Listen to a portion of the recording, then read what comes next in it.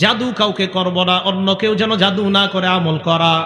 ফজরের পর 3 বার কুল হু আল্লাহ, 3 বার কুল আউযু বিরাব্বিল ফালাক, 3 বার কুল আউযু বিরাব্বিন নাস। মাগরিবের পর 3 বার কুল হু আল্লাহ, 3 বার কুল আউযু বিরাব্বিল ফালাক, 3 বার কুল আউযু বিরাব্বিন নাস। বিছানায় যখন যাবেন 3 বার কুল হু আল্লাহ, 3 বার কুল আউযু বিরাব্বিল ফালাক, 3 বার কুল আউযু বিরাব্বিন নাস করার পর হাতে ফু দিবেন। শরীর মুছবেন, এই সামনে এভাবে মুছবেন শরীর। তাহলে ফজরের পর মাগরিবের পর বিছানায় গেলে কুল হু আল্লাহ কয়বার? ফালাক, নাস। আর কোন নামাজের পর? মাগরিব। ফজর, মাগরিব, বিছানা। বলেন ফজর, মাগরিব, বাকি রইল কয়েকটা নামাজ? জোহর, আসর, এশা। জোহরের পর কুল হু আল্লাহ একবার, কুল আউযু বিরাব্বিল ফালাক একবার, কুল আউযু বিরাব্বিন নাস একবার। আসরের পর কুল হু আল্লাহ একবার, কুল আউযু বিরাব্বিল ফালাক একবার, কুল আউযু বিরাব্বিন নাস একবার। এশার পর কুল হু আল্লাহ একবার, কুল আউযু বিরাব্বিল ফালাক একবার, কুল আউযু বিরাব্বিন নাস একবার। এবার আমি নামাজের নাম বলবো, আপনারা সংখ্যা বলবেন। বলেন জোহরের পর কয়বার করে? মাগরিবের পর কয়বার করে? ফজরের পর বিছানায়, এশায় একবার। বাচ্চা যারা তারা তো পারে না, আপনি আমলটা করে বাচ্চার শরীরে ফু দিবেন। একটু পরে বিছানায় যাবেন, বাচ্চারে আপনি ফু দেন। সকালবেলা বাচ্চা স্কুলে যায়, মাদ্রাসায় যায়, মা যারা আছেন আপনারা আপনার বাচ্চাকে এইগুলা পরে ফু দেন। ফু দেওয়ার সময় বাচ্চার মুখ দিয়ে বলান, পরেন আমার সাথে, বিসমিল্লাহ তাওয়াক্কালতু আলাল্লাহ লা হাওলা ওয়ালা কুওয়াতা ইল্লা বিল্লাহ। আপনার বাচ্চারে আপনি মুখ দিয়া বলায়া এটা বলে পাঠান। স্কুল থেকে আসার আগ পর্যন্ত, মাদ্রাসা থেকে আসার আগ পর্যন্ত আল্লাহ নিজ জিম্মায় এই বাচ্চাকে হেফাজত করে আবার আপনার কাছে পৌঁছাবে।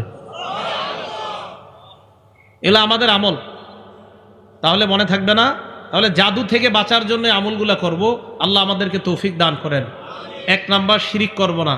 2 নাম্বার, জাদু করা যাবে না। 3 নাম্বার, ওয়াকাতুন নাফসিল্লাতী হারামাল্লাহু ইল্লা বিল হক, অন্যায়ভাবে কাউকে হত্যা করা যাবে না।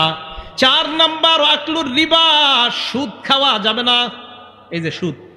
5 নাম্বার, আকলু মালিল ইয়াতীম, এতিমের সম্পদ অন্যায়ভাবে ভক্ষণ করা যাবে না। আপনাদের এলাকায় এতিমের সম্পদ ভক্ষণ করে কিভাবে? 2 ভাই, 1 ভাই মারা গেছে, ওই ভাইয়ের 3টা সন্তান, ভাতিজা ভাতিজিরে লালন পালন করে এই আশায় একটু বড় হইলেই বালেগ হওয়ার পর কলমের গুতায় তোদের সম্পদ সব আমি কবজা করব। এরকম পশু মার্কা আচরণওয়ালা কিছু লোক সমাজে পাওয়া যায়, যারা সম্পদ ছিনিয়ে নেওয়ার জন্য এইভাবে ব্যতিব্যস্ত হয়ে থাকে। আল্লাহ বলেন এরা পেটের মধ্যে ইয়াকুলুনা ফি বুতুনিহিম নারা, আগুন ঢুকায়, আগুন। আল্লাহ আমাদেরকে এই আগুন খাওয়া, এতিমের মাল খাওয়া মানে আগুন খাওয়া থেকে হেফাজত করেন। 5 নাম্বার। 6 নাম্বার, আত-তাওয়াল্লি ইয়াউমাজ যাহফি, জিহাদের ময়দান থেকে পলায়ন করা যাবে না।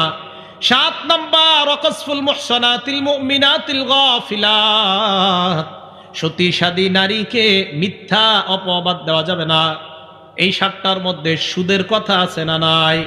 তাহলে সুদ খাওয়া, দুনিয়া ধ্বংস হওয়া, আখিরাত ধ্বংস হওয়া। আল্লাহ আমাদের সকলকে সুদ থেকে বেঁচে থাকার তৌফিক দান করেন। মনে আসেনি সিরিয়াল? 1 নাম্বার, সুদ খাওয়া, আল্লাহ নবীর সাথে যুদ্ধের ঘোষণা দেওয়া। 2 নাম্বার, সুদ খাওয়া মানে কিয়ামতের ময়দানে পাগল অবস্থায় উঠা। 3 নাম্বার, সুদ খাওয়া মানে আপনার গলার মধ্যে ফাঁস লাগায় রাখছে মনে হবে এমন অবস্থায় ওঠা। 4 নাম্বার, সুদ খাওয়া এলাকার জন্য আল্লাহর আযাব বৈধ করা। 5 নাম্বার, সুদ খাওয়া মানে এলাকার মধ্যে খাদ্যের অভাব দেখা দেওয়া, ফসলে বরকত না হওয়া। 6 নাম্বার, সুদ খাওয়া পেটটা বিশাল বড় বাড়ির মতো হওয়া, পেটের মধ্যে সাপ দেখা যাওয়া। 7 নাম্বার, সুদ খাওয়া আপন মায়ের সাথে ব্যভিচার করা। 8 নাম্বার, সুদ খাওয়া মানে আপনার দুনিয়া আখিরাত ধ্বংস করা। 9 নাম্বার, সুদ খাওয়া মানে কিয়ামত পর্যন্ত রক্তের নদীর মধ্যে সাঁতার কাটতে থাকা। কিসের নদী? জোরে বলেন, কিসের নদী?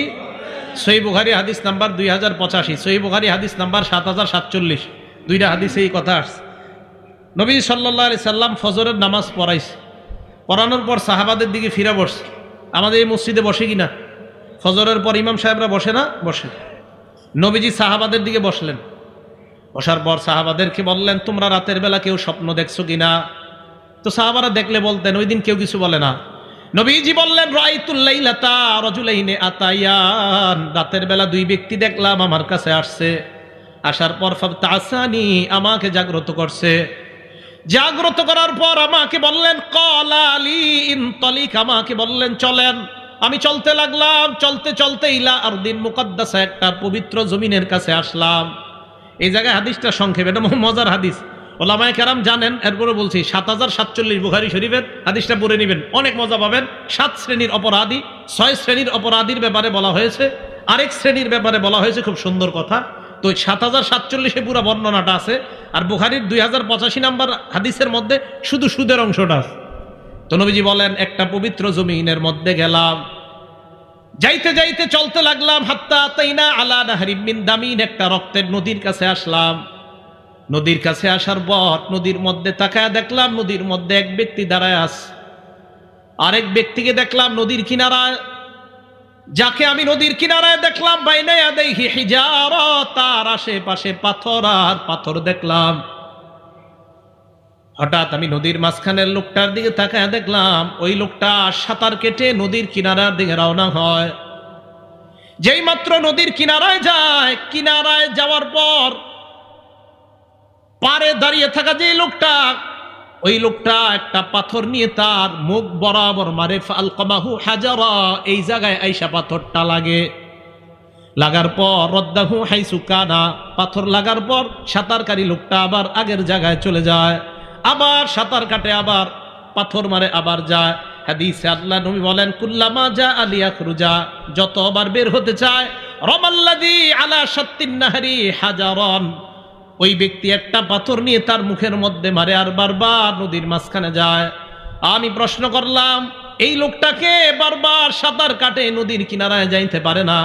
আল্লাহ নবীকে ওই দুই ফেরেশতা জবাব দেয় আকিলুর রিবা ইয়া রাসূলুল্লাহ, এরা হলো সুদখোর, কিয়ামত পর্যন্ত সাঁতার কাটবে, কিয়ামতের আগে নদীর কিনারায় উঠতে পারবে না। সুদখোর, এ সত্যি কথা, সত্যি আমাদের নবীজি সত্য কথা বলে। আমি আরিফ বিন হাবিব, আমি মিথ্যা কথা বলতে পারি, আমাদের নবীজি মিথ্যা কথা বলে না, আমাদের নবীজি সত্য কথা বলে। আমাদের নবীজি বলছেন যে এইভাবে সুদখোর কিয়ামত পর্যন্ত নদীতে সাঁতার কাটবে। আল্লাহ আমাদেরকে হেফাজত করেন, এই গ্রামের সকলকে আল্লাহ সুদ থেকে হেফাজত করেন, আমাদের পুরো বাংলাদেশ সারা পৃথিবীর মুসলমানদেরকে সুদ থেকে হেফাজত করেন। এই গেল ৯ নাম্বার, সুদ খাওয়া মানে রক্তের নদীতে সাঁতার কাটা।